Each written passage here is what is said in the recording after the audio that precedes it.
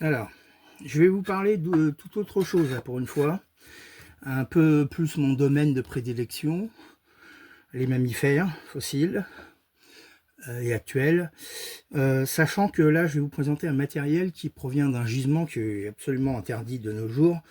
Mais c'est du matériel qui a été récolté dans les années 60-70 par un gars que j'ai rencontré, qui avait du matériel à profusion, parce qu'il l'a trouvé donc étant jeune, avec des membres d'une association locale, et il ne savait pas quoi en faire, c'est pas quelque chose qui l'intéresse. Donc il m'a échangé tout le matériel, on a procédé à un échange unilatéral, chacun en était très content, voilà, c'est la petite histoire. Ça vient des phosphorites du Quercy. Alors ce sont des gisements qui sont des gisements karstiques, qui sont connus pour abriter des faunes continentales allant de l'Éocène on va dire inférieur à l'Oligocène, voire au Miocène, suivant les endroits. Là, tout vient d'un même gisement qui est daté du Priabonien, c'est-à-dire de l'Éocène supérieur. Donc ce sont essentiellement des bouts de mandibules de mammifères. Là, on a une sorte de Cainotéridé, c'est-à-dire c'est un ancêtre des Cainotherium. C'est un petit brouteur et on peut voir ici notamment une branche articulaire de l'animal, avec encore ici la M3 qui est en place. La troisième molaire, donc c'est un individu qui est adulte.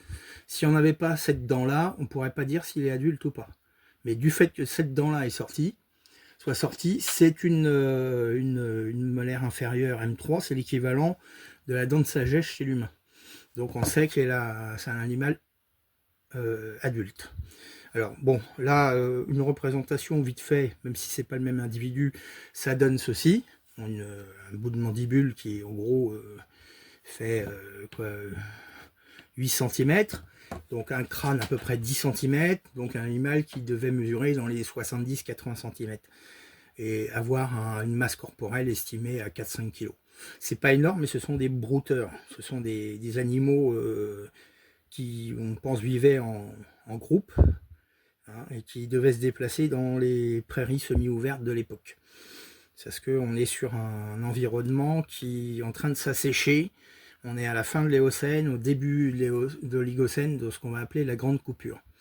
La Grande Coupure, c'est un événement à l'échelle internationale, hein, mondiale, qui affecte profondément les environnements qui sont jusque-là des environnements forestiers relativement fermés, avec des forêts pluviales, avec des animaux qui sont adaptés à un régime alimentaire herbivore essentiellement pour les, pour les proies, on va dire, qui sont à base de végétaux tendres.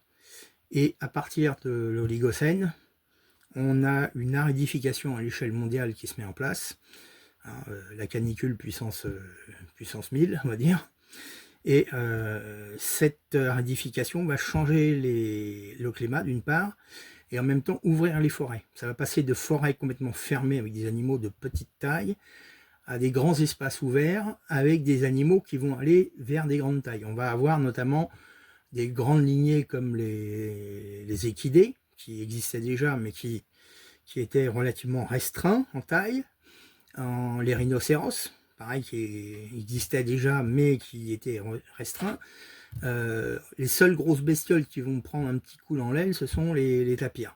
Les tapirs, ils vont morfler parce qu'ils ils sont surtout tropicaux.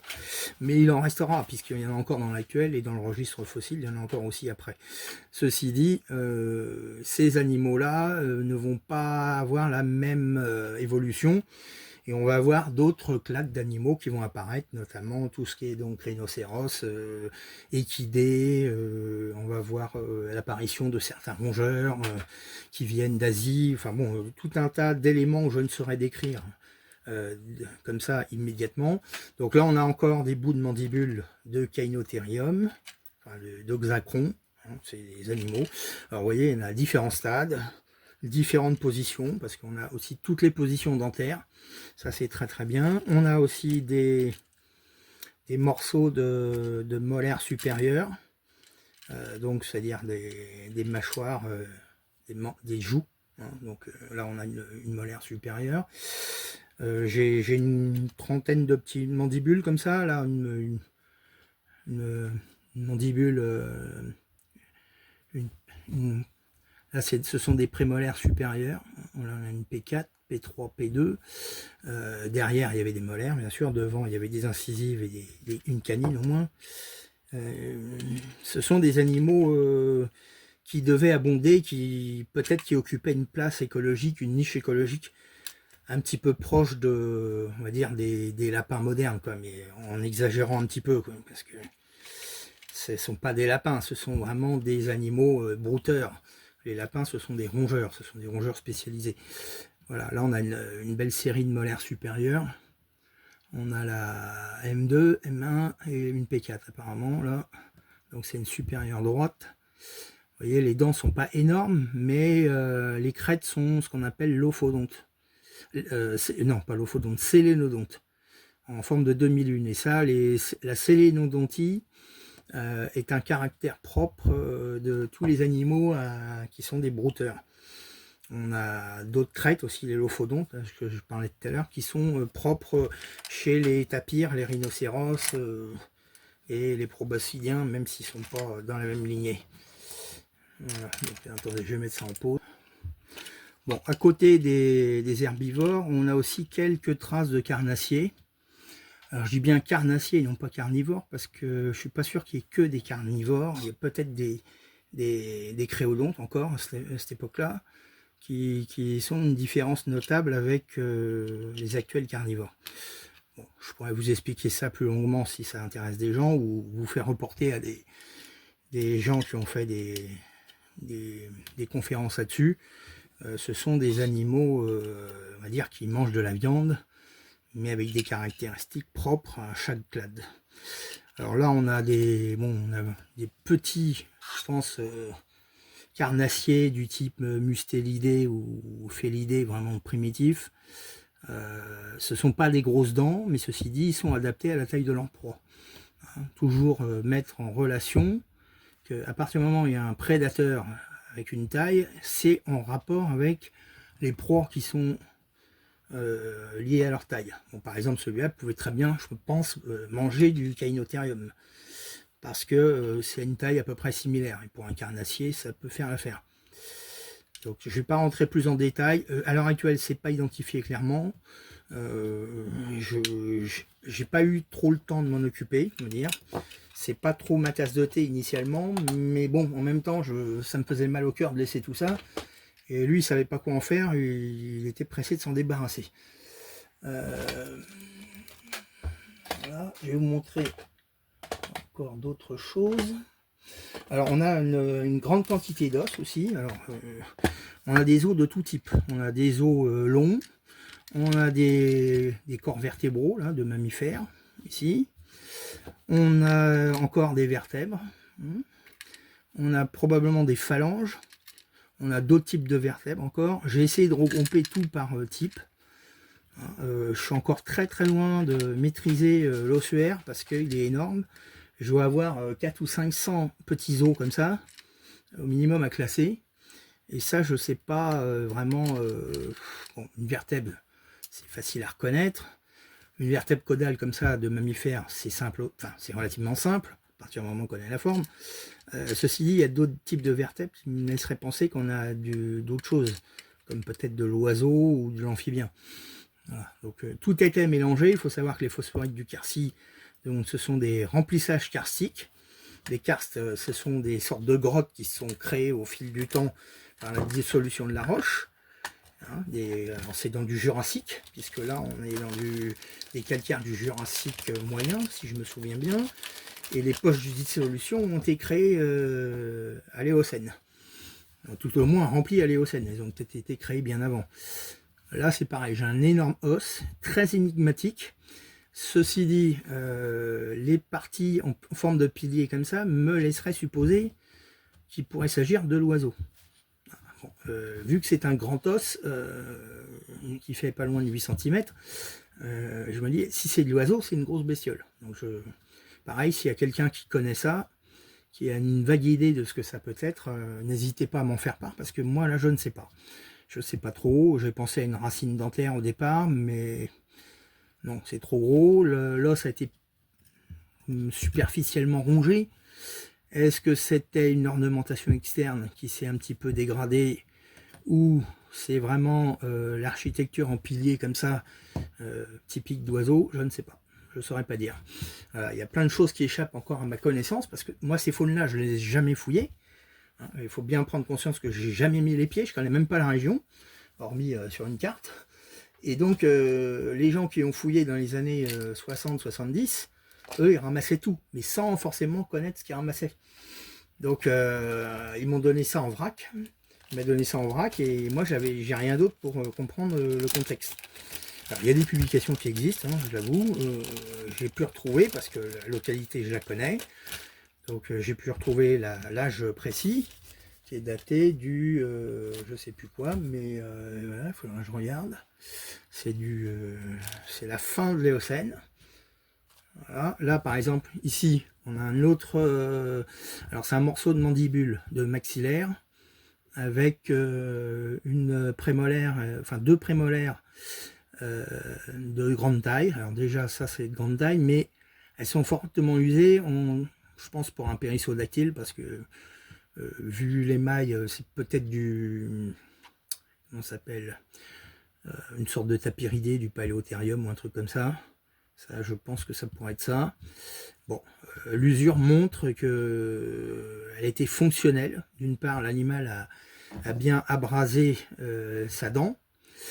Et il n'est pas impossible que derrière, il y ait eu une digestion de ces dents-là dans l'estomac d'un gros carnivore. Alors, ça, c'est une des possibilités quand c'est un petit peu usé comme ça. Généralement, on attribue ça à des digestions. Mais le reste de l'os, par contre, n'est pas trop entamé. Donc, ça me laisse perplexe. Là, pareil, on a encore tout un tas de vertèbres, alors qui sont très différentes les unes des autres. On a des vertèbres comme ça, avec des grandes proéminences. Alors, initialement, j'avais attribué ça à du reptile, mais en fin de compte, ça, c'est certainement un axis de mammifère, avec cette prolongation très particulière là, à l'avant. Donc c'est très proche du crâne. Il y a d'autres vertèbres qui sont plus planes, mais qui ont quand même un petit corps vertébral. Donc ça, c'est probablement que du mammifère. Et vous voyez, j'en ai un petit nombre, avec différentes positions, adaptations. Il y a peut-être aussi du reptile, mais là, à l'heure actuelle, je ne sais pas discriminer tout ça, je ne sais pas vraiment identifier. Donc c'est pareil, s'il y a quelqu'un qui connaît, moi je suis preneur d'informations, je suis prêt, je suis tout à fait disposé aussi à prêter le matériel pour étude. Hein. Moi, il n'y a jamais de souci de ce côté-là, à condition que ça soit un professionnel, pas un amateur qui veuille le garder pour sa collection. Hein. C'est hors de question par contre. Voilà, alors là, je vous ai peut-être pas montré, là, on a une prémolaire supérieure. Alors comment on reconnaît que ce soit une prémolaire supérieure? On prend la dent, on la retourne et on regarde le nombre de racines. Si on avait une prémolaire inférieure, on n'aurait que 2 racines. Là, on en a 3, donc on est sûr que sur une prémolaire. Comment on sait que c'est une prémolaire et non pas une molaire? C'est par rapport à la forme de la dent. Les molaires sont plutôt carrées et les prémolaires sont triangulaires. Là, en l'occurrence, on a une forme de dent sélénodonte, hein, avec un petit peu de bunodontie, donc on va dire les sélénobunodontes, mais vu la taille de la dent et la période, on est probablement sur une sorte de cervidé, ou tout au moins d'archéodactyle brouteur, voilà, classique, lequel je ne sais pas, il faut que je regarde plus en détail pour l'identifier. Qu'est-ce qu'on a d'autre? On a des morceaux d'émail, alors là c'est vraiment très parcellaire.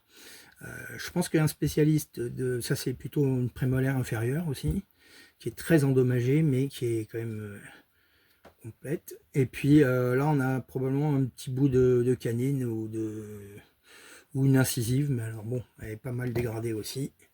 Donc pour l'instant, ça reste en l'état. Ça reste ici, hein, et il n'y a pas de souci, ça restera comme ça. Là, par contre, ce que j'ai ici, ah oui, tiens, ça c'était pas mal, parce que c'est un des rares mollusques que j'ai trouvé.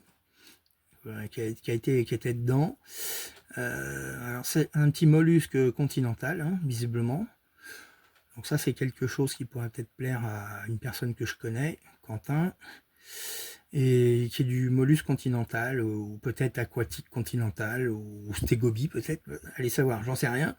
Stégobie, bon, ça ressemble vaguement à une bitinella ou un potamide, enfin j'en sais trop rien.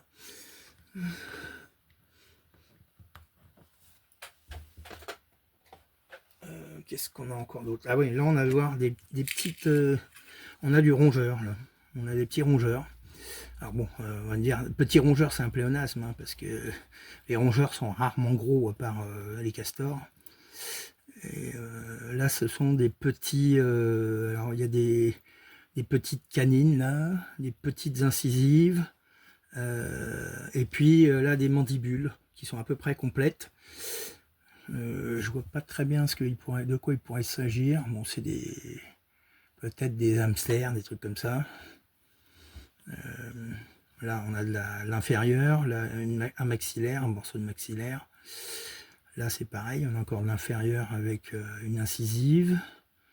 Voilà. Bon, ça sera... Il faudra que je photographie tout ça avec mon système de photo, parce que là, on ne voit pas très bien les dents. Hein, ça ne sera pas très visible, c'est vraiment de la petite taille.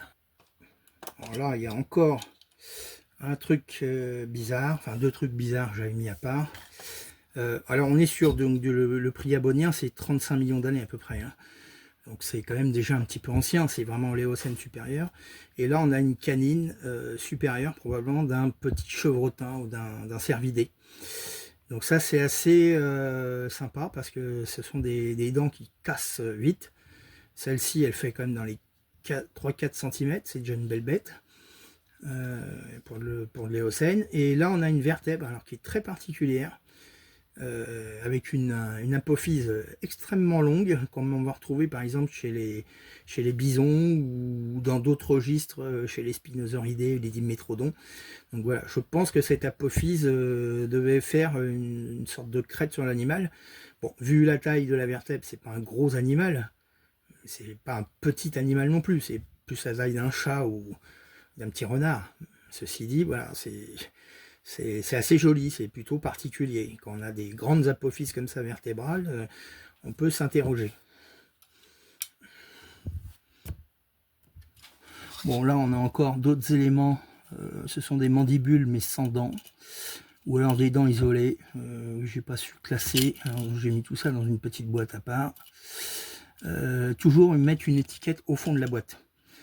Je la mets au fond et non pas sur la boîte, parce que si on prend un exemple comme ça, vous voyez, j'ai deux trucs. J'ai une étiquette là, sur la boîte, je fais pof pof, ça y est, j'ai inversé. Quand elle reste au fond de la boîte, je fais inverser les couvercles, il n'y a aucun problème. Voilà. Donc ça, c'est la méthode sûre. On ne peut pas mélanger. C'est vraiment à prendre en compte. Combien de fois j'ai vu des gens se planter en manipulant. Je veux dire, une fois que c'est là, c'est le même gisement, donc il n'y a pas de problème, mais imaginez que ça soit 2 ou 3 gisements différents, c'est foutu. Voilà. Là, on a des phalanges unguéales, c'est-à-dire en gros la phalange qui porte l'ongle. La dernière phalange du doigt qui porte l'ongle. Certains appelleraient ça une griffe, mais c'est abusé, puisque chez les mammifères, il n'y a pas vraiment de griffes en tant que telles. C'est pas des griffes carnées comme chez les oiseaux. C'est des ongles. Voilà. Alors bon, ils sont pareils, hein, ils ne sont pas identifiés, mais vu la taille, ça laisse présager des mammifères de relative grande taille, puisqu'on est plus sur des animaux de l'ordre de quelques kilos à quelques grammes. On a quoi d'autre là? Là, on a encore des bouts de mandibules. Là, il y a peut-être une griffe d'oiseau, là, justement. Une petite griffe d'oiseau, c'est pour ça que je l'ai mise à part. J'avais peut-être plus de boîte qui ressemble plus à une phalange avec un petit, alors on verra pas ici non plus, mais un petit, une sorte de rainure là, avec une bosse ici qui forme la cran d'arrêt, on va dire, de la griffe. Mais bon, c'est un oiseau, mais à lequel? Aucune idée.